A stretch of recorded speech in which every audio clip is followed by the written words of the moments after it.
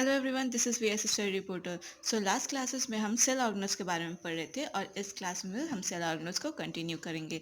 Last classes में हमने पढ़ा था एंडोप्लाज्मिक रेटिकुलम के बारे में, लाइसोसोम्स के बारे में एंड गोल्गी बॉडीज के बारे में। अब इस क्लास में हम rest of the major cell organelles को कवर अप करेंगे। इस क्लास में अब हम पढ़ने वाले माइटोकॉन्ड्रिया के बारे में। माइटोकॉन्ड्रिया को हम लोग power house of the cell भी कहते हैं। इसको power house of the cell इसलिए कहते हैं क्योंकि सेल के अंदर जितनी भी एक्टिविटीज़ होती है वो सब माइटोकॉन्ड्रिया ही उन सबको एनर्जी प्रोवाइड करता है। सेल में जो एनर्जी टेक इनटेक या फिर आउटपुट जाता है वो एटीपी के फॉर्म में जाता है। एटीपी का फुल फॉर्म होता है अडीनोसाइन ट्राइफॉस्फेट। अडीनोसाइन ट्राइफॉस्फेट किसी भी जो सेल के अंदर डिफरेंट डिफरेंट एक्टिविटीज़ होती है उसमें या तो ये रिलीज होता है या तो फिर कंज्यूम होता है। तो इसीलिए इसे एनर्जी करेंसी ऑफ सेल कहा जाता है। माइटोकॉन्ड्रिया, क्योंकि ये एनर्जी करेंसी ये जितनी भी एनर्जी एटीपी है ये सब माइटोकॉन्ड्रिया से रिलीज होती है, इसीलिए इसको power house of the cell कहते हैं। माइटोकॉन्ड्रिया टू लेयर्ड मेम्ब्रेन होता है। इसका आउटर लेयर मेम्ब्रेन है और एक इनर लेयर मेम्ब्रेन है। जो आउटर लेयर मेम्ब्रेन है ये इसको एक कवरिंग प्रोवाइड करता है और जो इनर लेयर जो मेम्ब्रेन है वो हाईली फोल्डेबल होता है, डीपली फोल्डेबल होता है, ताकि इसको ज़्यादा से ज़्यादा एरिया मिल सके एटीपी प्रोड्यूस करने के लिए, जो रिएक्शंस होते हैं उनको कवर अप करने के लिए। माइटोकॉन्ड्रिया अपने आप में बहुत खास सेल है क्योंकि इसके पास अपना डीएनए होता है। क्योंकि हम लोग पहले ही जानते हैं कि सेल के पास अपना डीएनए होता है, लेकिन माइटोकॉन्ड्रिया के पास भी अपना डीएनए होता है। इसके कारण ये खुद को रेप्लिकेट कर सकता है। माइटोकॉन्ड्रिया में एक और खास चीज़ होती है, वो है राइबोसोम। जैसा कि हमने देखा था कि रफ एंडोप्लाज्मिक रेटिकुलम के ऊपर राइबोसोम्स होता है जो सेल के सारे प्रोटीन फॉर्मेशंस को देखता है, लेकिन माइटोकॉन्ड्रिया अपने पास भी कुछ राइबोसोम्स रखता है जिसके कारण वो कुछ खास प्रोटीन्स रिलीज कर सकता है जो इसको सिर्फ अपने सेल के लिए ज़रूरत हो।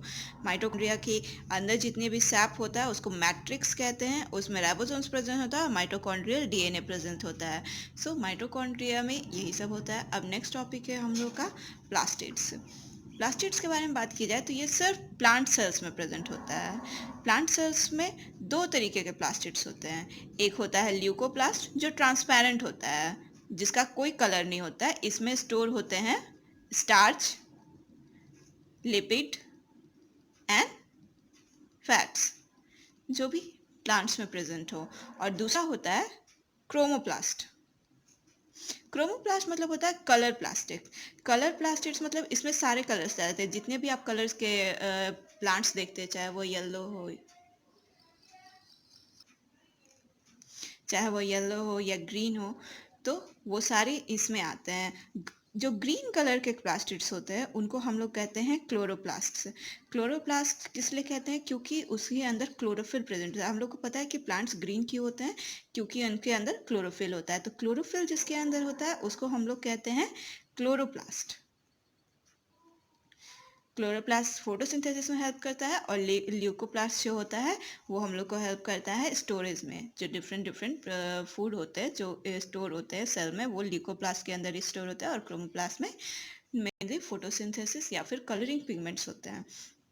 प्लांट सेल्स का स्ट्रक्चर के बारे में बात करें तो ये भी एक डबल लेयर मेम्ब्रेन होता है। इसका एक आउटर लेयर होता है, एक इनर मेम्ब्रेन होता है। इस इनर मेम्ब्रेन के अंदर जो आप मैट्रिक्स देख रहे हैं, मैट्रिक्स मतलब माइटोकॉन्ड्रिया में इसको मैट्रिक्स कहते हैं और प्लास्टिड्स में इसको स्ट्रोमा कहते हैं। इस स्ट्रोमा के अंदर बीडेड स्ट्रक्चर्स होते हैं। बीडेड स्ट्रक्चर्स एक के ऊपर एक सैक टाइप के स्ट्रक्चर्स में, जो बीडेड स्ट्रक्चर जो इकलौता एक यूनिट जो होता है उसको हम लोग थैलाकॉइड कहते हैं। एक यूनिट को एक बीडेड स्ट्रक्चर थैलाकॉइड होता है, और अगर ये इस पूरे बंच को लिया जाए तो इसको हम लोग ग्रैनम कहते हैं। Stack of thylakoid is called granum. और जो भी फोटोसिंथेसिस का सारा प्रोसेस होता है वो इन्हीं में कैरी आउट होता है। प्लास्टिड्स में इतना ही है। ये हम मेनली प्लांट सेल्स में होता है, एनिमल सेल्स में इसकी कोई ज़रूरत नहीं होती है। अब हमारा नेक्स्ट टॉपिक है वैक्यूल्स। वैक्यूल्स हम लोग देखे हैं कि ये ज़्यादातर प्लांट सेल्स में होते हैं, लेकिन ऐसा कुछ नहीं होता है। ये प्लांट सेल एनिमल सेल्स दोनों में होते हैं, लेकिन प्लांट सेल्स में ये बहुत ज़्यादा स्पेस कंज्यूम करते हैं। अबाउट 50% टू 60% स्पेस ये प्लांट सेल्स में कंज्यूम करते हैं। और इनका काम क्या है? ये मेनली स्टोरेज में हेल्प करते हैं। क्या चीज़ स्टोर करना है? जितना भी प्लांट जो भी न्यूट्रिएंट्स गेन करता है, चाहे वो जो भी बनाता है, वो सब वैक्यूल्स में स्टोर होते हैं। तो जितने भी फूड मटेरियल्स होते हैं या फिर आयंस होते हैं वो सब इसमें पैक्ड होते हैं। वैक्यूल्स का स्ट्रक्चर के बारे में बताया जाए तो वैक्यूल्स का कोई खास स्ट्रक्चर नहीं होता, ये इस तरीके का स्ट्रक्चर। सो वैक्यूल्स के अंदर कुछ खास स्टोरेज नहीं होता है, इसके अंदर सैप भरा होता है। इसी सैप में सारे स्टोर होते हैं। वैक्यूल्स मैंने बताया प्लांट सेल्स में 50 to 60% है, एनिमल सेल्स में बहुत छोटे फॉर्म से होते हैं। इसमें भी हम लोग लिपिड, फैट ये सब स्टोर करके रखते हैं। सो वैक्यूल्स का यही काम है। ऑर्गेनिज्म जैसे अमीबा की अगर बात करें तो अमीबा के अंदर देखते हैं जो राउंड स्ट्रक्चर होता है, ये मेनली वैक्यूल होता है। अमीबा जो भी फूड कंज्यूम करता है वो वैक्यूल में इम्पोर्टेंट रोल होता है, लेकिन किसी किसी सेल्स में इसकी कोई खास ज़रूरत नहीं होती है। इसीलिए वैक्यूल्स सिर्फ ज़्यादातर प्लांट्स में इसको इम्पोर्टेंस दिया जाता है, एनिमल्स में कुछ खास इस पर इम्पोर्टेंस नहीं होता है। सो सेल ऑर्गेनल्स इस तरीके से आज हमारे सारे कंप्लीट हो गए हैं। और फिर अब नेक्स्ट क्लास में हम लोग डिफरेंसेस पढ़ेंगे यूकारियोटिक और प्रोकारियोटिक सेल्स में, और फिर पढ़ेंगे प्लांट सेल differences है. Till then, bye. Thank you.